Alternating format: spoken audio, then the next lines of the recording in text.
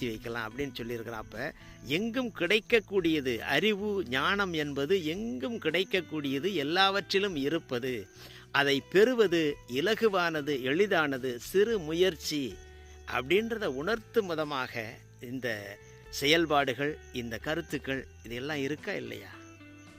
அப்போ இந்த விநாயகர் அப்படின்றது உண்மையா இல்லையான்றதுக்குள்ளே போக வேண்டாம். அதனுடைய தாத்பரியங்கள், அந்த கருத்துக்கள் எவ்வளவு எளிமையாக நமக்கு புரிய வச்சிருக்குது. இப்போ ஞானம் அப்படின்றது ஒரு பெரிய விஷயம் இல்லை, எல்லோராலும் பெற முடியும்.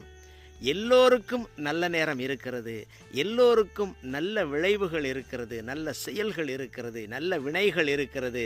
இப்போ எளிமையாக எல்லோராலும் பெற முடியும் அப்படின்றத எவ்வளோ ஒரு அருமையாக உணர்த்தி இருக்கிறாங்க. அது மட்டுமல்ல, அந்த விநாயகர் என்ற தோற்றத்தின் கதைக்குள் எவ்வளோ பெரிய விஞ்ஞானத்தை ஒழிச்சு வச்சிருக்கிறான் பாருங்கள் நம்ம ஆட்கள்.